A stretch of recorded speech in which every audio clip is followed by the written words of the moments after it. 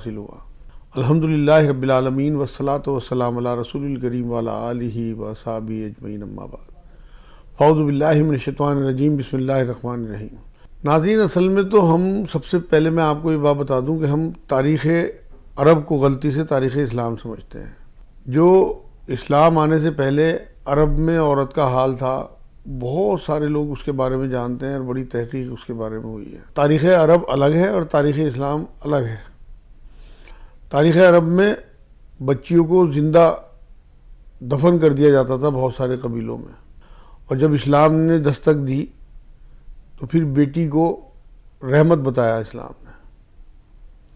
اسی طرح سے شوہر کے فوت ہونے کے بعد بہت سے قبیلوں میں عورتوں کو بھی ساتھ میں جلا دیا جاتا تھا، لیکن اسلام نے جو ہے وہ فوتگی کے بعد مرد کی عدت دی 4 مہینے 10 دن کی، اور توقیر دی عورت کو۔ حضور صلی اللہ علیہ وسلم کا کیا رویہ تھا عورتوں کے ساتھ وہ میں آپ کو آگے بتاؤں گا۔ فی الحال میں وہ چند چیزیں بتا رہا ہوں جو اس ٹائم عرب میں رائج تھیں عورتوں کے ساتھ۔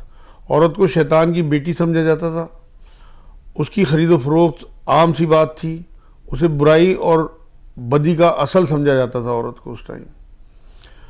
نکاح اور طلاق کا کوئی قانون نہیں تھا۔ عورت اگر سڑک پہ چل رہی ہے، اس کے اوپر کسی نے اگر چادر ڈال دی تو وہ اسی کی بیوی ہو گئی، یہ حالت تھی۔ مطلب ایک حساب سے عورت کو صرف اور صرف اپنے انٹرٹینمنٹ کا ذریعہ بنایا ہوا تھا لوگوں نے۔ کسی سے اگر کسی کا شادی ہو جاتی تھی تو وہ تمام بھائیوں کے لیے بیوی ہوتی تھی، مطلب سب کو انٹرٹین کرنا ہوتا تھا۔ معاذ اللہ یہ حالات تھے اس ٹائم وہاں پہ۔ لیکن جب حضور اکرم صلی اللہ علیہ وسلم کی بعثت ہوئی اور پھر انہوں نے مقام دلانا شروع کیا، سب سے پہلے تو آپ کو وہ بات یاد ہوگی کہ حضور صلی اللہ علیہ وسلم کی جو پسندیدہ چیزیں تھیں ان میں ایک عورت کا بھی نام حضور صلی اللہ علیہ وسلم نے لیا کہ عورت میری پسندیدہ چیزوں میں ہے۔ وہ ماں کی شکل میں ہو، بہن کی شکل میں ہو، بیٹی کی شکل میں ہو یا بیوی کی شکل میں ہو۔ ماں کو کیا مقام دیا حضور صلی اللہ علیہ وسلم نے؟ حضور کی بعثت سے پہلے تو لوگ اپنی ماؤں سے شادیاں کر لیتے تھے باپ کی فوتگی کے بعد اپنی سوتیلی ماؤں سے، لیکن جب حضور صلی اللہ علیہ وسلم آئے ہیں تو حضور نے ماں کے پیروں کے نیچے جنت بتائی۔ ایک بار تو یہاں تک فرمایا کہ اگر میں نماز پڑھتا ہوں اور میری ماں دروازے پہ آگے دستک دے تو میں نماز توڑ کے اپنی ماں کی بات سنوں۔ اندازہ لگائیے آپ کہ کتنی اہمیت کی بات ہے۔ ماں کے بارے میں بارہا حدیثیں ہیں۔ ایک بار تو یہ فرمایا ماں باپ اگر بڑھاپے کو پہنچے یا ان میں سے کوئی ایک اور وہ اس کی اتنی خدمت نہ کرے کہ اللہ جنت اس پہ واجب کر دے، ایسے لوگوں کی ہلاکت ہو۔ قرآن میں بھی اللہ رب العزت نے ماں کا جو حق بیان کیا ہے، ماں باپ کے بارے میں یہ کہا کہ اف بھی نہیں کہنا ان کے سامنے۔ حضور نے فرمایا ماں باپ کو پیار کی نظر سے، محبت کی نظر سے دیکھنا ایک مقبول حج کے ثواب کے برابر ہے۔ تو ایک صحابی نے جسارت کر کے پوچھ لیا کہ حضور اگر دن میں 100 بار دیکھیں تو حضور صلی اللہ علیہ وسلم نے فرمایا کہ ہاں، اللہ کی رحمت بہت بڑی ہے، 100 بار کا بھی وہ اجر تو آپ اندازہ تو لگائیے کہ ماں کا جو معاملہ ہے قرآن نے کس طرح سے اتنی احساسیت کے ساتھ بیان کیا ہے، حساسیت کے ساتھ، کہ ماں جو ہے وہ 9 مہینے پیٹ میں رکھتی ہے بچے کو، پھر دودھ پلاتی ہے، مطلب 2 سال مشقتیں اٹھاتی ہے۔ کتنی ویلیو دی ہے قرآن نے ماں کو۔ اور آج میں دیکھتا ہوں حضور صلی اللہ علیہ وسلم کی تعلیمات سے بے بہرہ ہونے کی وجہ سے بچے ماؤں کو جھڑکیے دیتے ہیں، ماؤں پہ ہاتھ تک اٹھا دیتے ہیں۔ ماں کا جو ہے اتنا رتبہ اسلام نے دیا ہے اسی وجہ سے کہ ماں رات رات بھر جاگتی ہے، خود پیشاب میں لیٹ جاتی ہے، بچے کو سوکھے میں لٹاتی ہے۔ باپ تو کروٹ لے کے سو جاتا ہے لیکن ماں ساری رات بے چین رہتی ہے۔ اگر ماں کے پیٹ میں جب بچہ ہوتا ہے، بچے اگر ذرا سی بھی ٹھوکر ماں کو لگ گئی تو پہلے پیٹ پہ ہاتھ رکھتی ہے کہ میرے بچے کو کچھ نہ ہو جائے۔ یہ ہے ماں کی ممتا، اور ہم بے بہرہ ہو گئے ان باتوں سے، اپنی ماں کو ویلیو نہیں دیتے۔ ماں کی جگہ ہمیشہ سر پہ ہے، اسے سر پہ ہی بٹھانا چاہیے۔ ماں کے پیروں کے نیچے جنت بتائی حضور صلی اللہ علیہ وسلم نے۔ یہ اس بات کا ثبوت ہے کہ جنت کتنی قیمتی چیز ہے اور وہ ماں کے پیروں کے نیچے ہے۔ ایک سوال بہت زیادہ کیا جاتا ہے کہ عورت جو ہے وہ نبی کیوں نہیں بنائی گئی، سارے مرد ہی نبی کیوں بنے۔ ایک بزرگ سے جب یہ سوال کیا، ویسے تو بہت اس میں تفصیل مل جائے گی، لوگوں نے بڑے بڑے جواب دیے ہیں، لمبی لمبی باتیں کہی ہیں، لیکن ایک اللہ والے کا جواب آپ سنیے۔ جب ان سے پوچھا کہ عورت نبی کیوں نہیں بنتی، اس ٹائم جو جتنے بھی نبی آئے ہیں سب مرد تھے. تو ان کا جواب اتنا خوبصورت تھا. کہنے لگے مرد نبی بنتے تھے اور عورت نبی جنتی تھی. تمام نبی عورت کے ہی پیٹ سے جنے گئے سوائے آدم علیہ السلام کے. یہاں تک کہ عیسیٰ علیہ السلام کے والد نہیں تھے لیکن ماں تھی حضرت مریم علیہ السلام. تو آپ اندازہ لگائیے کہ ماں کی کتنی قیمت ہے, کیا ویلیو ہے, کتنی اسلام نے توقیر کی ہے ماں کی, کتنی جو ہے اسے اہمیت دی ہے ماں کو. اس کے بعد آپ دیکھیں بیٹی کا معاملہ. حضور صلی اللہ علیہ وسلم کی بہت مشہور حدیث ہے, آپ نے سنا ہوگا کہ ایک بار صحابہ کے بیچ میں بیٹھے ہوئے بولے جس کے 3 بیٹیاں ہوں اور وہ ان کی محبت کے ساتھ کفالت کر دے, ان کو پڑھائی لکھائی, ان کا مطلب کھانا پینا, ان کی صحیح طرح سے تربیت کر دے, تو وہ جنت میں میرے ساتھ ایسے ہوگا. 2 انگلیاں اپنی جوڑ کے دکھائیں, شہادت کی انگلی اور برابر والی انگلی. ایک صحابی نے پوچھا حضور اگر کسی کے 2 بہنیں ہوں کہ ہاں 2 کے لیے بھی. پھر ایک نے پوچھا کسی کے 1 ہو کہ ہاں اس کے لیے بھی, بیٹیوں کے لیے. اور پھر ایک صحابی نے پوچھا کہ کسی کے بیٹی نہ ہوں بہنیں ہوں کہ ہاں بہنوں کی کفالت کے لیے بھی یہی. اور ایک روایت میں تو یہ ملتا ہے کہ پھوپھیوں کے لیے اور خالاؤں کے لیے بھی, کہ اگر کسی کی 3 پھوپھیوں کی کفالت اس کے ذمہ آ جائے یا خالاؤں کی کفالت اس کے ذمہ آ جائے تو ان کے لیے بھی وہی اجر ہے, مطلب اسی طرح جنت کے باعث ہوں گے انشاءاللہ. اور دادی اور نانی کا رتبہ تو آپ لوگوں کو معلوم ہی ہے کہ انہیں تو زکوٰۃ تک نہیں لگتی. آپ کی جو ارننگ ہے اسی میں سے ان کی کفالت آپ کو کرنی پڑے گی. اتنی ویلیو دی اللہ رب العزت نے. تو ہمارے ہاں بیٹیوں کی جو ویلیو ہے, اگر صحیح طرح سے, وہ بات الگ ہے کہ اسلام میں بیٹیوں کی ویلیو جو ہے وہ مسلمان اس طرح سے نہیں مانتے, کیونکہ آپ یہ دیکھیں کہ حضور اکرم صلی اللہ علیہ وسلم کی بعثت سے پہلے بیٹیوں کو کسی قسم کا کوئی حصہ نہیں دیا جاتا تھا, لیکن حضور نے آ کے حصہ طے کیا. قرآن میں اللہ رب العزت نے حکم دیا کہ بیٹیوں کا حصہ وراثت میں طے کرو. بیٹیوں کا معاملہ تعلیم میں ہو, حضور نے کیا فرمایا کہ تمام مرد عورت پر علم کا حصول فرض ہے. جتنے ہی مسلمان عورتیں مرد ہیں سب اللہ کی نظر میں برابر ہیں. تو بچیوں کو بھی پڑھانے کا بھی حکم دیا. وراثت میں حصہ ہو, تعلیم ہو یا محبت کا معاملہ ہو. آپ یہ دیکھیں کہ باپ اگر زندگی میں کوئی تحفہ اگر اپنے کسی بیٹے کو دیتا ہے تو حکم یہ ہے کہ ویسا ہی برابر کا تحفہ اپنی زندگی میں لڑکی کو دینا ہے. باپ کی موت کے بعد تو وراثت میں حصہ آدھا ہے, لیکن زندگی میں باپ جو ہے وہ اپنی بیٹی کو برابر کا حصہ دے گا. حضرت امامہ رضی اللہ تعالیٰ عنہ حضور کی نواسی, اتنی محبت تھی, حضور کو کندھے پہ بٹھایا کرتے تھے انہیں. تو آپ اندازہ تو لگائیے کہ حضور صلی اللہ علیہ وسلم بیٹیوں کی کتنی محبت اور وہ کرتے تھے کہ حضرت فاطمہ رضی اللہ تعالیٰ عنہ جب بھی حضور کسی جنگ سے واپس آتے تو سب سے پہلے سفر کے بعد حضرت فاطمہ کے پاس جاتے. حضرت فاطمہ کبھی حضور سے ملنے آتی رضی اللہ تعالیٰ عنہ تو حضور اٹھ کے ان کا ماتھا بھی چومتے, ہاتھ بھی چومتے اور اپنی جگہ پہ انہیں بٹھاتے اپنی چادر پہ. آپ یہ دیکھیے کہ نبی آخر صلی اللہ علیہ وسلم اپنی جگہ پہ انہیں بٹھا رہے ہیں, کتنی اہمیت دیتے تھے بیٹی کو. ایک بار صحابہ سے پوچھا حضور صلی اللہ علیہ وسلم نے کہ کسی عورت کی سب سے بڑی اچھائی کیا ہوگی, خوبی کیا ہوگی؟ تمام صحابہ چپ. حضرت علی رضی اللہ تعالیٰ عنہ جب گھر پہنچے اور حضرت فاطمہ سے کہا کہ حضور صلی اللہ علیہ وسلم نے سوال کیا ہے, تو آگے پھر جواب حضور صلی اللہ علیہ وسلم نے پوچھا, بھائی کوئی جواب نہیں دیتا, تو برابر میں مکان تھا, لوٹ کے پھر آگے مجلس میں بیٹھے.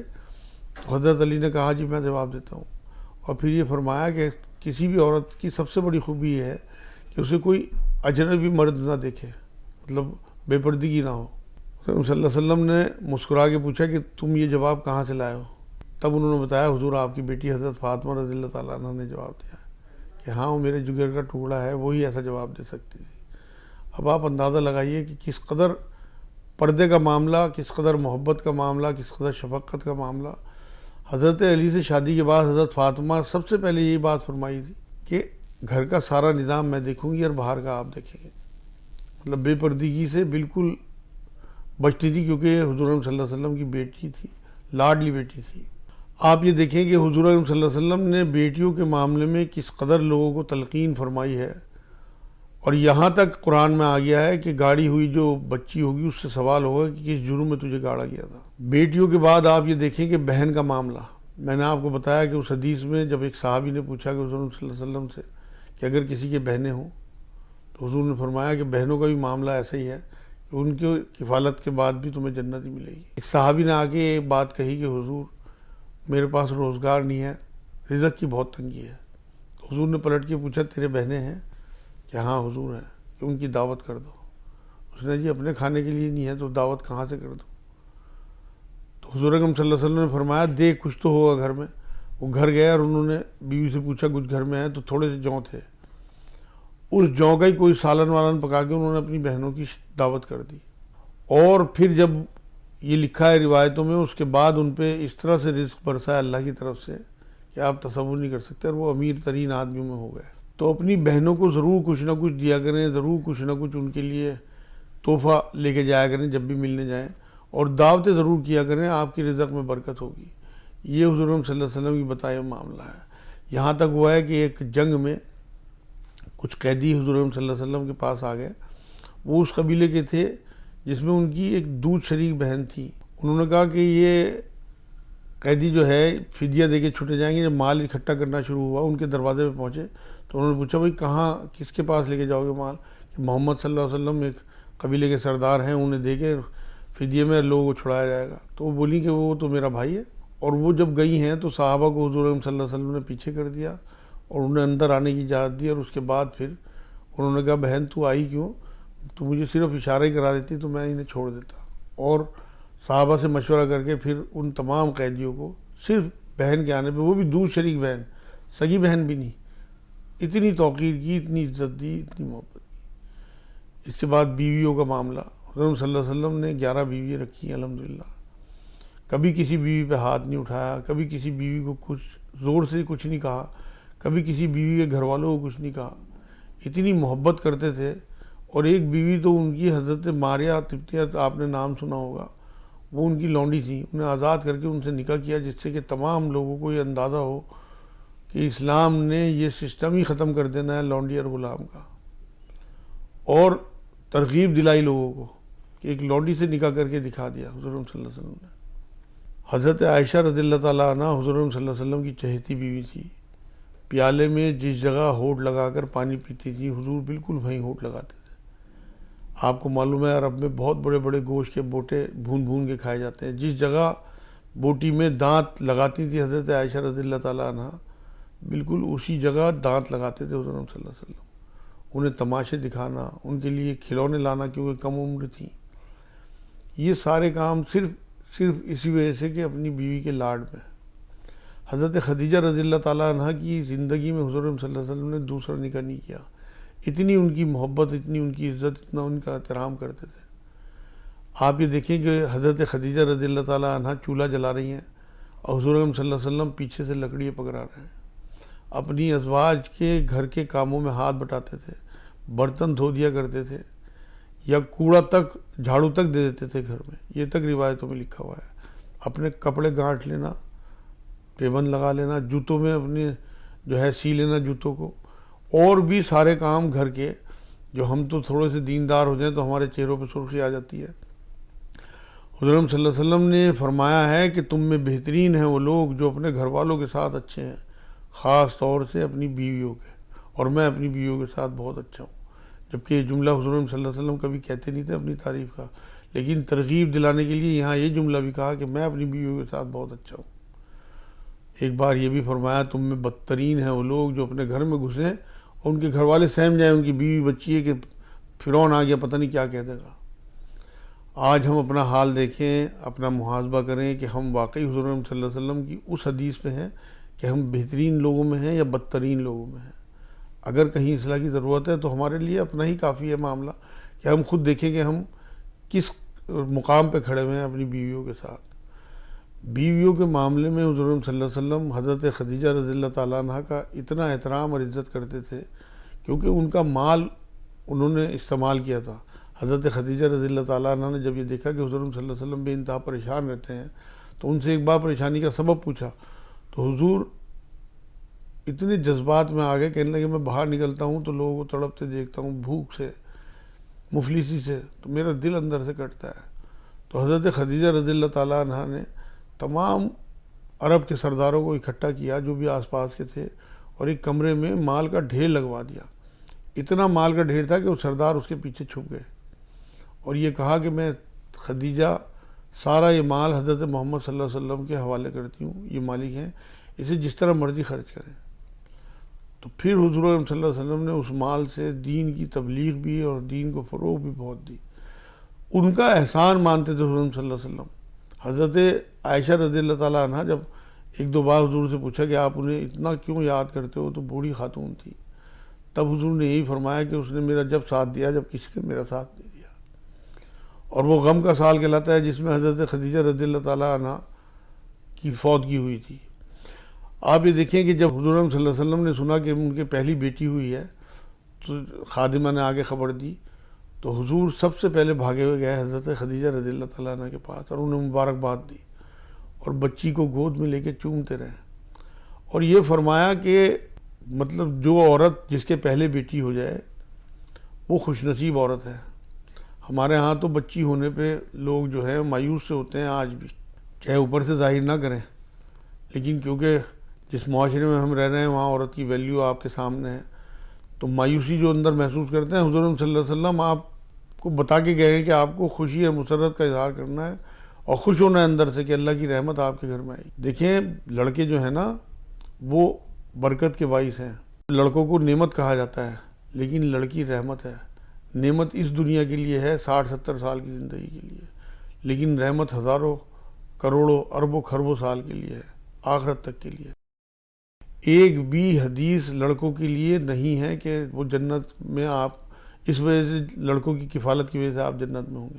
حالانکہ لڑکے بھی اگر آپ کے نیک ہیں تو انشاءاللہ آپ کے لیے آخرت میں توشہ بن جائیں گے، لیکن لڑکیوں کے لیے حضور صلی اللہ علیہ وسلم نے بات فرمائی کہ اگر آپ کفالت کر دیں گے ان کی صحیح طرح سے تو جنت میں آپ ان کے ساتھ ایسے ہوں گے جیسے 2 انگلی ہے۔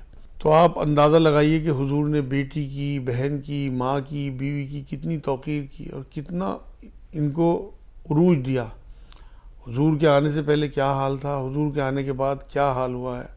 آپ یہ دیکھیں کہ حضور نے حضرت حفصہ رضی اللہ تعالیٰ عنہ ٹیوشن لگوایا تھا پڑھانے کے لیے، تعلیم کی بہت زیادہ، اتنی زیادہ لوگوں کو تلقین کرتے تھے کہ حضرت عائشہ رضی اللہ تعالیٰ عنہ سے جو حضور کا نکاح ہوا ہے وہ صرف اور صرف اسی وجہ سے ہوا ہے کہ ان کم عمر تھیں، دماغ بہت تیز تھا ماشاءاللہ، اور وہ اس کا بعد میں ثابت بھی ہوا کہ حضور صلی اللہ علیہ وسلم کی فوتگی کے بعد، وصال مبارک کے بعد کتنے سال، 48 سال کے قریب زندہ رہی ہیں، اور ان سے بہت ساری حدیثیں بھی مروی ہیں۔ اسی طرح سے اپنے صحابہ کی اس طرح سے تربیت کی کہ وہ اپنی بیویوں کے ساتھ بے انتہا اچھے تھے اور ان کا بے انتہا خیال کرتے تھے، بہنوں کے ساتھ بہت اچھے تھے، بے انتہا خیال کرتے تھے۔ ایک صحابی کا مجھے واقعہ یاد آ رہا ہے کہ ان کے 9 بہنیں تھیں، ان کی مدر کا انتقال ہو گیا، صحابی کنوارے تھے، تو انہوں نے ایک بوڑھی خاتون سے نکاح کیا کہ کم سے کم میری بہنوں کے پاس اگر ماں نہیں ہے تو ایک بزرگ خاتون ہوگی جو ان کی تربیت کر سکے۔ آپ اندازہ لگائیے کہ کتنی بڑی قربانی ان صحابی نے دی ہے۔ تو یہ سب حضور صلی اللہ علیہ وسلم کی تعلیمات کا نتیجہ تھا کہ انہوں نے اپنے صحابہ کی اس طرح تربیت کی۔ وہی صحابہ دہاڑے مار مار کے روتے تھے حضور صلی اللہ علیہ وسلم کی محفل میں کہ ہم نے اپنی اتنی بچیوں کو دفن کر دیا، ہم نے اپنی بچیوں کے ساتھ یہ کیا۔ اور وہ جب حضور صلی اللہ علیہ وسلم کی صحبت میں آئے، ان کی تعلیمات سنی، تو انہیں بڑا افسوس ہوتا تھا اپنی پچھلی زندگی پہ۔ حضور صلی اللہ علیہ وسلم کی آمد کے بعد اتنی توقیر، اتنی محبت پھر اپنی بچیوں کے ساتھ، یہاں تک کہ حضور صلی اللہ علیہ وسلم بچیوں کے معاملے میں اتنی تلقین کیا کرتے تھے کہ لڑکے اور لڑکی حضور صلی اللہ علیہ وسلم کی نظر میں برابر تھے۔ پیٹھ پہ گھمانا حضرت حسن اور حسین کو، اور حضرت امامہ کو کندھے پہ بٹھانا۔ نماز پڑھتے ہوئے حضرت امامہ بھی حضور صلی اللہ علیہ وسلم کے آس پاس ہوتی تھی، حضرت حسن اور حسین بھی آس پاس ہوتے تھے، مطلب کسی قسم کا کوئی فرق نہیں کیا۔ تمام بیویوں کے پاس عصر کی نماز کے بعد جانا حجروں میں، باری طے کی ہوئی تھی، کسی کی حق تلفی نہ ہو جائے کسی بھی طریقے سے۔ یہاں تک کہ جب مال غنیمت آنے لگا اور حضور صلی اللہ علیہ وسلم کی بیویوں نے یہ بات کہی کہ کچھ ہمارا بھی اس میں بڑھا دیا جائے، تو حضور صلی اللہ علیہ وسلم نے خلوت اختیار کر لی اور یہ فرمایا اگر تمہیں دنیا چاہیے، حضور اللہ نے وحی بھیج دی، اور پھر یہ فرمایا کہ اگر تمہیں دنیا چاہیے تو تم رخصت ہو سکتی ہو، تمہیں دنیا دے کے رخصت کیا جائے گا۔ لیکن تمام جتنی بھی حضور کی بیویاں تھیں ان کی تربیت ایسی ہو چکی تھی، ایک نے بھی یہ بات نہیں کی کہ ہمیں دنیا چاہیے، ہمیں اللہ اور اس کا رسول ہی چاہیے۔ تو یہ ساری تعلیمات حضور صلی اللہ علیہ وسلم کی وجہ سے، عورت کو توقیر کی وجہ سے، اتنا پردہ اللہ کے رسول صلی اللہ علیہ وسلم کے آنے کے بعد عورت میں ہوا، جس طرح سے بیچیاں خریدی جاتی تھی اس پہ روک لگی، جس طرح سے لونڈیاں بنا دی جاتی تھی اور ان کا استحصال ہوتا تھا وہ سب بند ہوا، ایکسپلائٹیشن۔ حضور صلی اللہ علیہ وسلم بوجھ اور طوق اتارنے کے لیے آئے تھے، عورتوں پہ جتنے ہی بوجھ اور طوق تھے حضور نے آ کے اتارے۔ تو ہمیں حضور کی تعلیمات کے حساب سے اپنے گھروں میں اپنی ماں، بہن، بیٹی اور بیوی کے ساتھ سلوک کرنا چاہیے، تب ہم سنت میں ہیں۔ خالی لباس سے یا خالی چہرے مورے سے نہیں ہوگا، بلکہ حضور کا رویہ چاہیے۔ ابو جہل کا رویہ عورتوں کے ساتھ الگ تھا، حضور صلی اللہ علیہ وسلم کا رویہ الگ تھا۔ اگر ہم ابو جہل والے رویے پہ رہتے ہیں یا فرعون والے رویے پہ رہتے ہیں تو آپ یقین کریں، حضور صلی اللہ علیہ وسلم کی وہ حدیث یاد رکھیں کہ دنیا میں جو جس کی سنت پہ ہوگا قیامت کو اس کے ساتھ اٹھایا جائے گا قیامت میں۔ اگر آپ واقعی حضور صلی اللہ علیہ وسلم کے ساتھ اٹھنا چاہتے ہیں تو حضور صلی اللہ علیہ وسلم کی سنتوں کو یاد رکھیں۔ قرآن یہ کہتا ہے کہ تمہارے لیے حضور میں بہترین نمونہ ہے۔ تو ہمیں حضور صلی اللہ علیہ وسلم کی تمام تر سنتوں کو پکڑنا ہے، صرف حلیے کو نہیں پکڑنا، صرف نمازوں کو نہیں پکڑنا، صرف روزوں کو نہیں پکڑنا، بلکہ حضور کا رویہ بھی۔ عورتوں کے ساتھ حضور کا رویہ کیا تھا آخری وقت میں بھی اور آخری خطبے میں بھی۔ حضور صلی اللہ علیہ وسلم کا قول مبارک یہ ہے کہ عورتوں کا خیال رکھنا، انہیں تم نے اللہ کے نام پہ حلال کیا ہے، ان کے ساتھ زیادتی نہ کرنا، یہ کمزور ہوتی ہیں، اپنے لیے کچھ نہیں کر سکتی۔ آپ یہ دیکھیں کہ موت کے ٹائم آدمی کو کچھ نہیں سمجھ میں آتا، اتنی زیادہ تکلیف ہوتی ہے، لیکن نزا کے وقت بھی اپنی امت کی عورتوں کا خیال رکھنا، وصال مبارک کے تھوڑا پہلے بھی، یہ اس بات کا باعث ہے کہ حضور صلی اللہ علیہ وسلم دل سے عورتوں کی ہمدردی رکھتے تھے عورتوں میں۔ حضور کو پتہ تھا یہ کمزور ہیں، یہ اپنے لیے کچھ نہیں کر سکتی۔ آج میں دیکھتا ہوں کہ جن عورتوں کو 5 سال 10 سال یا 15 سال شادیوں کو ہو گئے، ان کے ہسبینڈ جو ہیں وہ انہیں جانوروں کی طرح مارتے ہیں، ذرا ذرا سی بات پہ، نمک کم ہو گیا، مرچیں زیادہ ہو گئیں، کھانا ٹھنڈا کیوں ہے، پانی کیوں نہیں رکھا، کوئی بات بچوں سے ہو گئی۔ حضور کی لائف دیکھیں تو حضور نے تو کبھی بھی ہاتھ نہیں اٹھایا اپنی کسی وائف پہ۔ تو آپ لوگ بھی حضور صلی اللہ علیہ وسلم کی تمام تر سنتوں کو لیں، اپنی بیویوں کی بے انتہا محبت کریں، اپنی بیٹیوں کی بے انتہا محبت کریں، کیونکہ کچھ نہیں پتہ انہیں کیسی سسرالیں ملیں گی، کہاں جائیں گی، کیا ماحول ہوگا۔ آپ کے گھر میں تو کم سے کم یہ توقیر اور محبت اور عزت کے ساتھ، صرف اس وجہ سے کہ آپ ایمان والے ہو، آپ کو دیکھ کے آپ یقین کریں یہ ایسی تبلیغ ہوگی کہ غیر مسلم عورتیں جو ہماری بہنیں ہیں وہ بھی اسلام کی طرف مائل ہوں گی، صرف اس وجہ سے کہ آپ اپنا عمل دکھائیں انہیں کہ ہمارے ہاں عورتوں کی ایسی توقیر ہے۔ بہت بہت اچھی عورتیں ہیں ہمارے اپنے اس میں بھی، لیکن ہمیں خیال یہ بات کرنی ہوگی کہ حضرت فاطمہ اپنے بچوں کی تربیت کیسے کرتی تھی، کہ جب دودھ پلاتی تھی تو قرآن پڑھتی رہتی تھی، چکی پیس رہی ہیں، گود میں بچہ ہے لیکن قرآن پڑھ رہی ہیں۔ آپ اندازہ لگائیے کہ جب بچہ، معصوم بچہ، اب تو میڈیکل سائنس سے بھی یہ ثابت ہو چکا کہ معصوم بچے جو ہیں جو بالکل ہی انوسینٹ ہوتے ہیں انہیں بھی سینس ہوتا ہے۔ قرآن کی وہ آیتیں حضرت حسن اور حسین کے کانوں میں گونجتی تھی اس وقت، تو بڑے ہونے کے بعد ان کی تربیت آپ کے سامنے ہے۔ آج ہم موبائلوں سے اپنے بچے پال رہے ہیں، اگر وہی کام ہم اب بھی کریں کہ موبائل میں قرآن کی آیتیں ہی اگر آپ چلا دیں تو بچے تو اس کی طرف بھی اٹریکٹ ہوں گے، لیکن وہ ان کی تربیت کے لیے، ان کے ذہن کے لیے بہت بہتری کا معاملہ ہوگا۔ اسی طرح سے اپنی بچیوں کا معاملہ ہے کہ آپ ان کا شروع سے دھیان رکھیں، ان کے موبائل کا، ان کے لباس کا، ان کی دوستیوں کا، کوئی خلط ملط نہ ہو مردوں کے ساتھ، یہ ساری چیزیں تربیت میں آتی ہیں۔ آپ کے اوپر ذمہ داری ہے کہ آپ اپنی بہنوں کی، بیٹیوں کا خیال رکھیں، اپنی بیویوں کی بے انتہا محبت اور ان کے ساتھ بہتر سلوک کریں، اور اپنی ماؤں کا عزت کریں، احترام کریں، بلکہ ان کی خدمت کریں، ٹانگیں دبایا کریں روز، کتنی بھی عمر کے آپ ہوں، کتنی بھی عمر کی آپ کی ماں ہوں، یہ سمجھ کے کہ ان کے پیروں کے نیچے جنت ہے، میری جنت ہے۔ میں نے خود سنا ہے کہ بہت سارے بزرگ ماں کی موت پہ یہ کہتے تھے کہ ہماری جنت چلی گئی، جب تک یہ ہمارے سروں پہ ہیں، ہمارے ماں باپ یہ ٹین کا شیڈ ہیں، تمام آسمانی آفتیں یہ جھیل جاتے ہیں اور ہمیں بچا لیتے ہیں۔ یہ فری میں دعائیں دیتے رہتے ہیں ہمیں، تو اپنی ماؤں کی بہت قدر کیا کریں۔ جن لوگوں کے پاس بھی مائیں زندہ ہیں تو وہ ان کی بہت قدر کریں، ان کا بہت احترام کریں۔ آج کے ایپیسوڈ میں اتنا ہی، انشاءاللہ اور کسی ایپیسوڈ میں آپ کو عورتوں کے بارے میں اور کچھ چیزیں بتاؤں گا انشاءاللہ۔ وما علینا الا البلاغ۔